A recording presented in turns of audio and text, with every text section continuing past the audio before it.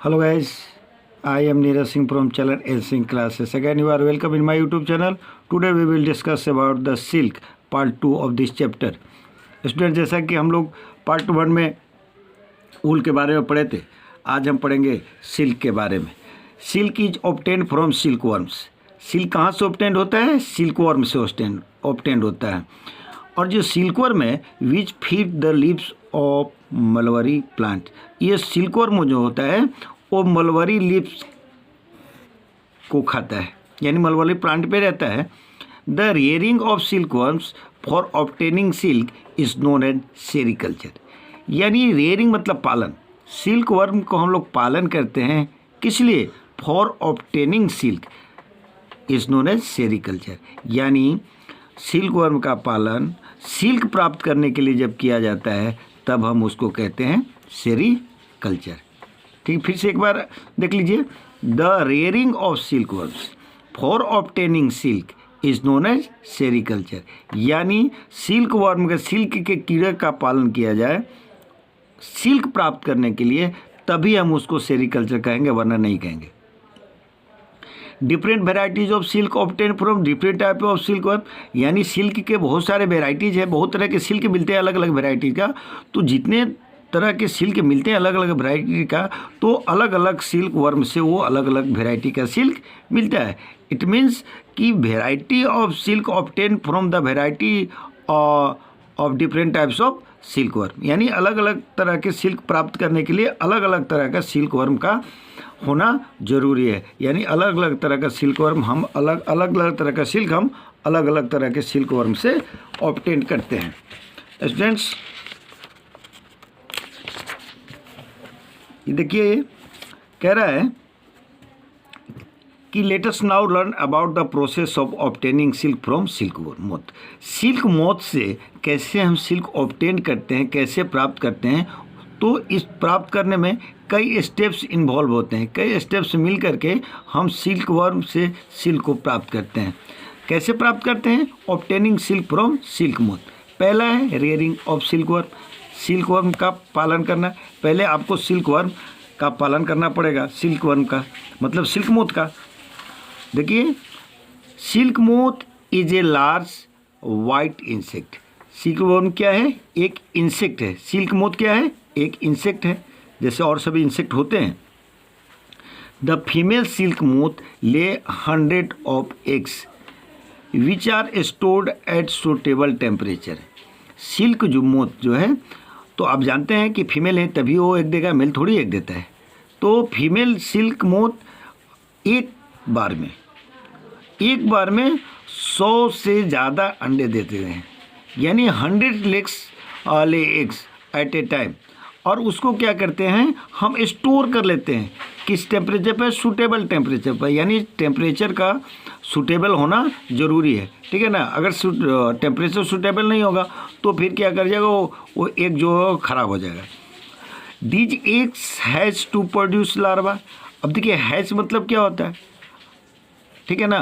तो ये egg hatch होता है, यानी ये ब्रेक डाउन होता है एग्स का, और उसमें से प्रोड्यूस होता है लार्वा.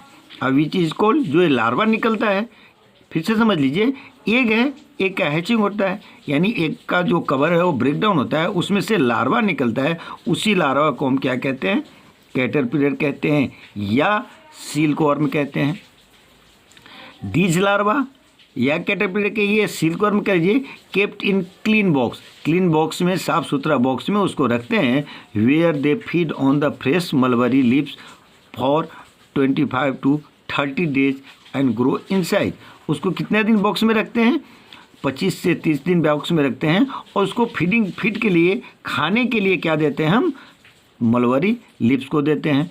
और धीरे धीरे क्या होता है, उसके साइज में ग्रोथ होता है, वो ग्रो करता है. The caterpillar then secretes a liquid.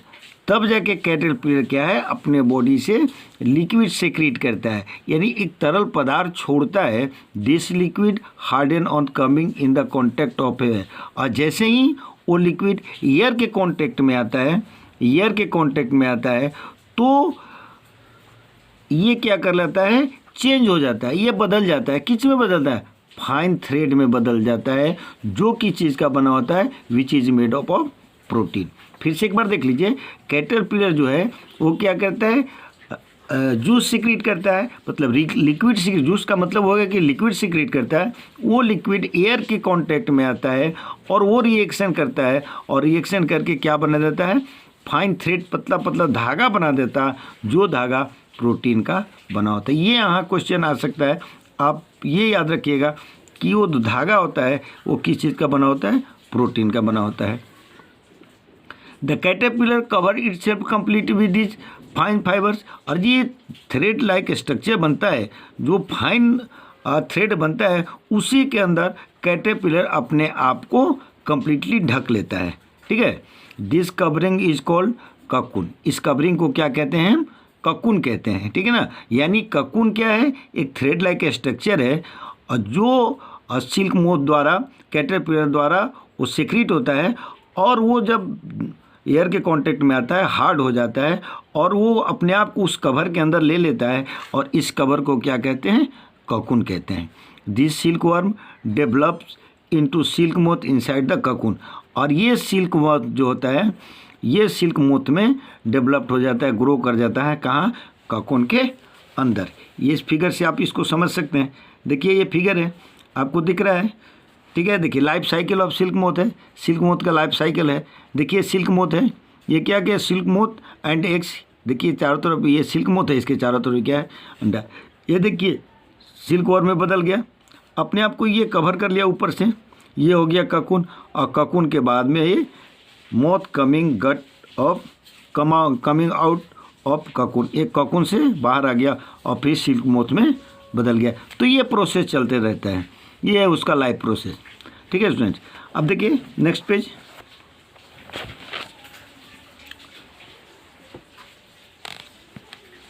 देखिए जब वो रेयरिंग हो जाता है उसके बाद दूसरा स्टेप क्या है, वो है reeling. The cocoons are collected and expose to steam. जब ककून अब कलेक्ट कर लेते हैं, जिसके अंदर सिल्क मोथ बंद रहता है, जब ककून को हम कलेक्ट कर लेते हैं तो उसको क्या करते हैं, स्टीम, धारा, पानी के धारा जो कहते हैं, एक्सपोज करते हैं। The silk fibres then separated out from cocoon. तब क्या हो जाता है, जैसे ही उसको स्टीम में एक्सपोज करते हैं तो सिल्क फाइबर जो होता है वो कोकून से अलग हो जाता है, सेपरेट हो जाता है। इसी प्रोसेस को क्या कहते हैं, हम रेलिंग कहते हैं। तो आप इसको डिफाइन कर सकते हैं रेलिंग। तो रेलिंग क्या है, reeling is the process in which cocoons are collected and expose to steam, the silk fibre is separate out from the cocoon, is known as reeling. इसको क्या करें, पहले हम क्या कर लिए, उसको रेयरिंग कर लिए, ककून से जब में आ गया तो ककून को कलेक्ट कर लिए, ककून के कलेक्ट करने के बाद उसको स्टीम में एक्सपोज करते हैं। जैसे ही स्टीम में एक्सपोज करते हैं, सिल्क फाइबर जो होता है वो सेपरेट अलग हो जाता है ककून से। This process is called railing. उसके बाद जब रेलिंग हो गया, हमको फाइबर प्राप्त हो गया, तो क्या करते हैं, फिर उसको हम क्या करते हैं, कलर देते हैं। ठीक है ना, अपने मनचाहा कलर देते हैं, चूँकि अलग अलग कलर में हमको चाहिए तो हम उसको क्या देते हैं, डाई करते हैं, उसको रंगते हैं। The silk fibre is then dyed in the different colour. अलग अलग कलर में हम उसको क्या कर देते हैं, कलर कर देते हैं, उसको डुबो करके उस पर कलर चढ़ा देते हैं। और जब वो थ्रेड मिल गया हमको तो, और कलर भी उसका अलग अलग हो गया, तो क्या करते हैं, चौथा स्टेप में क्या करते हैं, स्पिनिंग करते हैं एंड वीविंग करते हैं। ठीक है ना, स्पिन करते हैं, बुनते हैं। ठीक है, उसको धागा को, स्पिनिंग मतलब क्या हो गया, वो बहुत सारा धागा फाइबर मिलेगा तो उसको क्या करेंगे, हम ट्विस्ट करेंगे, लपेट लपेट कर क्या बनाएंगे, एक धागा बनाएंगे, और फिर उसको हम बुनेंगे। The silk fibre are then spun into thread. Silk fibre को क्या करेंगे, स्पून करेंगे, बुनेंगे हम किस में, धागा में, which is oven into the silk cloth. फिर उसको सिल्क क्लॉथ में हम क्या करेंगे, कन्वर्ट कर देंगे। जैसे कि आप देख रहे हैं, ये सब आपको फिगर दिखाई दे रहा है, ये फ्रॉक है, ये साड़ी है और सारा चीज़ है। तो ये कैसे हुआ है, तो इसको हम विभिन्न कलर से डाई किए हैं, अलग अलग कलर जिस तरह के आपको चाहिए उस तरह से हम इसको डाई कर लेते हैं। स्टूडेंट्स, अगला लाइन है, China ranks first in the world silk production.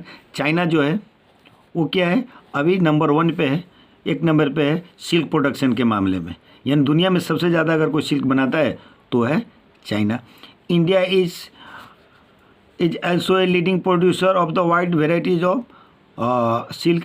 India भी क्या है, बहुत आगे है सिल्क प्रोड्यूस में और बहुत वैरायटी के सिल्क बनाता है। Thank you.